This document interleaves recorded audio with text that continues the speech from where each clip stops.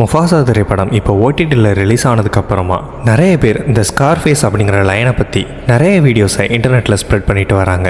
Line king படத்துலையும் இந்த Mufasa படத்துலையும் வரக்கூடிய ஸ்கார் அப்படிங்கிற லயன் கேரக்டர் இந்த உலகத்தில் நிஜமாவே வாழ்ந்த ஸ்கார்ஃபேஸ் அப்படிங்கிற லயனை இன்ஸ்பயர் பண்ணி உருவாக்கப்பட்டது. அப்படி இன்ஸ்பயர் பண்ணுற அளவுக்கு அந்த ஸ்கார்ஃபேஸ் லைன் அப்படி என்ன பண்ணுச்சு, அது எப்படி இவ்வளோ உலக ஃபேமஸ் ஆணுச்சு அப்படிங்கிறத பற்றினது தான் இந்த வீடியோ. பல 100 வருஷங்களுக்கு முன்னாடி மனுஷங்களாம் பல ராஜ்யங்களாக பிரிஞ்சு வாழ்ந்துக்கிட்டு இருந்தாங்க. ஒரு ராஜ்யத்தோடைய ராஜா பக்கத்து ராஜ்யத்தை போர் தொடுத்து அங்கே உள்ள மன்னனை தோக்கடிச்சு அந்த ராஜ்யத்தை தன்வசப்படுத்திப்பார்.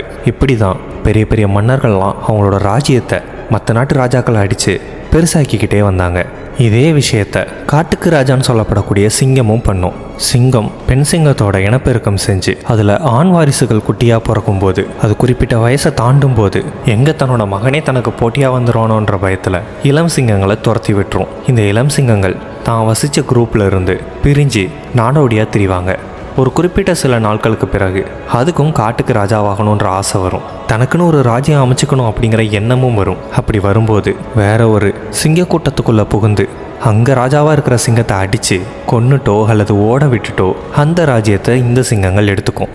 அப்படி ஓட விட முடியாமல் சண்டையில் தோற்று போச்சுன்னா வேறு ராஜ்யத்தை நோக்கி ஓடும். அப்படி தான் இந்த ஸ்கார்ஃபேஸ் அப்படிங்கிற சிங்கமும் தன்னோட அப்பாவால் துரத்தி விடப்பட்டுச்சு. ஸ்கார்ஃபேஸ் மட்டும் இல்லாமல் அதோட 3 பிரதர்ஸும் விரட்டி விடப்பட்டாங்க. காட்டுக்குள்ளே நாடோடியாக சுற்றிக்கிட்டு இருந்த அந்த 4 இளம் சிங்கங்களும் தங்களுக்குன்னு ஒரு ராஜ்யம் அமைக்கிறதுக்கான முயற்சியில் படிப்படியாக ஈடுபடுறாங்க. அப்படி அவங்க குறி வச்சது தான் மார்ஷ் ப்ரைட் அப்படிங்கிற ஒரு கூட்டம். இது ஒன்றும் சாதாரண கூட்டம் கிடையாது. அங்கே 2 ஆல்ஃபா மேல் சிங்கங்கள் இருந்துச்சு. ஆல்ஃபா மேல் சிங்கம்னா யாருக்குமே அஞ்சாத, இதுவரை பல சண்டைகளில் ஜெயிச்சு எத்தனை சிங்கங்கள் ராஜ்யத்தை அடைய வந்தாலும் அத்தனை சிங்கத்தோடையும் போட்டி போட்டு ஓட விட்டு சில சிங்கங்களை கொன்று தங்களோட ராஜ்யத்தை வேற எந்த சிங்கத்துக்கும் தங்களோட ராஜ்யத்தை விட்டு கொடுக்காம பாதுகாத்துட்டு வந்துட்டு இருந்துச்சுங்க. அந்த 2 சிங்கங்களோட பேரில் ஒன்று ரோமியோ, இன்னொன்று கிளாட். இதுங்க 2 ஒன்றா இருந்தால் அவ்வளோ பலசாலியாக இருக்கும். இதுங்க 2 ஒன்றா இருக்கிற வர எத்தனை சிங்க கூட்டங்கள் வந்து அட்டாக் பண்ணாலும் சரி அதுங்களால் ஒன்றும் பண்ண முடியாது. இதுங்க 2 ஈஸியாக ஜெயிச்சிடும். அப்போ தான் இந்த 2 சிங்கங்களில் ஒன்று தனியாக சிக்க ஸ்கார்ஃபேஸ் அதோட சண்டை போட தயாரானுச்சு. சண்டையும் போட்டுச்சு. அது ஒரு 1 vs 1 பேட்டில். என்னதான் ஸ்கார்ஃபேஸோட சண்டை போட்ட சிங்கம் வயசான சிங்கமாக இருந்தாலுமே கூட பல முறை சண்டை போட்ட எக்ஸ்பீரியன்ஸுங்கிறது அதுக்கு இருந்திருக்கு. ஸ்கார்ஃபேஸ் அப்போ இளம் சிங்கமாக இருந்தாலும் முதல் சண்டையாக அதுக்கு இருந்தாலும் கூட பயப்படாமல் அந்த ராஜா சிங்கத்தை ஏறி அடித்தது. ரொம்ப கடுமையாக நடந்த இந்த சண்டையில் அந்த ஆல்ஃபா மேல் சிங்கம் ஸ்கார்ஃபேஸோட கண்ணை பயங்கரமாக தாக்கிடுச்சு. அந்த காயம் எந்த அளவுக்கு இருந்துச்சுன்னா ஸ்கார்ஃபேஸ் சாகிற வரைக்கும் கூட அந்த தழும்புங்கிறது அதோட முகத்தில் ஒரு அடையாளம் மாதிரி அப்படியே பதிஞ்சிருந்துச்சு. அதுதான் அதுக்கு அந்த ஸ்கார்ஃபேஸ் அப்படிங்கிற பேரும் கொடுத்துச்சு. நடந்து முடிஞ்ச இந்த சண்டையில் ஸ்கார்ஃபேஸ் ஜெயிச்சிருச்சு. ஸ்கார்ஃபேஸோட சண்டையிட்ட சிங்கம் தப்பிச்சா போதும்னு படுகாயத்தோட ஓடிடுச்சு. அதோட இருந்த இன்னொரு சிங்கமும் அந்த இடத்த விட்டு போக மார்ஷ் ப்ரைட் அப்படிங்கிற சிங்க கூட்டத்தை ஸ்கார்ஃபேஸும் அவங்களோட பிரதர்ஸும் கையில் எடுக்கிறாங்க.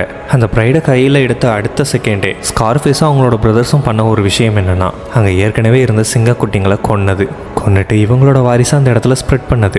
அதுக்கப்புறமா கொஞ்சம் கொஞ்சமாக அங்கங்கே இருந்த மற்ற சிங்க கூட்டங்கள்லேயும் அட்டாக் பண்ணி அந்த ராஜ்யங்களையும் ஸ்கார்ஃபேஸும் அவங்களோட பிரதர்ஸும் கொஞ்சம் கொஞ்சமாக கையில் எடுத்துகிட்டு வந்துட்டு இருந்தாங்க. இது சிங்கங்களுக்குள்ள ஆஸ் யூஷுவலாக நடக்கக்கூடிய ஒரு விஷயம்தான். இதில் ஸ்கார்ஃபேஸ் எப்படி உலக ஃபேமஸ் ஆச்சுன்னா ஏற்கனவே சொன்ன மாதிரி அதோட அடையாளமான அந்த கண்ணில் இருக்கக்கூடிய தழும்பு, 2வது அதனுடைய தைரியம். எந்த ஒரு விஷயத்துக்கும் அந்த ஸ்கார்ஃபேஸ்ன்ற லயன் பயப்படாதான். முதல்ல அதோட தண்ணிக்குள்ளே இருக்கும்போது ரொம்ப பவர்ஃபுல்லாக இருக்கும். அப்படி இருக்கும்போதே அந்த முதலையை டைரெக்டாக போயிட்டு அதோட ஏரியாக்குள்ளேயே போயிட்டு வம்பிழுத்து அதை வெளியில் கொண்டு வர்றது. இதுவரை 400 ஹைனாக்களை சோலோவாக நின்று சண்டை போட்டு வேறு சிங்கங்களோட உதவி இல்லாமையே இந்த ஸ்கார்ஃபேஸ் அப்படிங்கிற சிங்கம் கொண்டு இருக்கு. அது மட்டும் இல்லாமல் நீர் யானை எவ்வளவு பிரம்மாண்டமாக இருக்குன்னு தெரியும். ஒரு 1 vs 1 பேட்டிலில் ஸ்கார்ஃபேஸ் மட்டும்தான் நீர் யானையை சண்டை போட்டு தோக்கடிச்சு கொண்டு இருக்கு. ஸ்கார்ஃபேஸ் மட்டும்தான் அதை பண்ணியிருக்கு. ஸ்கார்ஃபேஸ்க்கு முன்னாடியும் சரி அதுக்கப்புறமும் சரி வேற எந்த சிங்கமும் அப்படி ஒரு விஷயத்த பண்ணதில்லை. சிங்கம் தான் காட்டுக்கு ராஜா. அது ரொம்ப கம்பீரமாக இருக்கும், தைரியமாக இருக்கும், ரொம்ப வீரத்தோடு செயல்படும் அப்படின்னு புக்ஸில் நிறையா படிச்சிருப்போம். ஆனால் அதை சமகாலத்தில் நமக்கு கண்கூட காட்டினது இந்த ஸ்கார்ஃபேஸ்ன்ற லயன் தான். இந்த உலகத்திலேயே அதிகமாக ஃபோட்டோ எடுக்கப்பட்ட சிங்கமும் இதுதான். இதை பற்றின நிறைய டாக்குமெண்ட்ரி யூடியூப்பில், இன்ஸ்டா, ஃபேஸ்புக் போன்ற சோஷியல் மீடியாக்களில் நிறையவே இருக்குது. உலக ஃபேமஸான இந்த ஸ்கார்ஃபேஸ்ன்ற லயன் 2021ஆம் ஆண்டு மரணம் அடைஞ்சது. சாகும்போது கூட அதிக வருஷம் உயிர் வாழ்ந்த சிங்கமாகவும் அது பார்க்கப்பட்டுச்சு. பிறப்புலேருந்து இறப்பு வர ரொம்பவே ஒரு ஸ்பெஷலான ஒரு சிங்கமாக ஸ்கார்ஃபேஸ் இருந்திருக்கு. அவ்வளோதான் இந்த வீடியோ பிடிச்சிருந்தா உங்கள் ஃப்ரெண்ட்ஸ் அண்ட் ஃபேமிலியோட ஷேர் பண்ணுங்கள். இது மாதிரியான மோர் இன்ஃபர்மேஷனுக்கு நம்ம சேனலை சப்ஸ்கிரைப் பண்ணிவிடுங்க.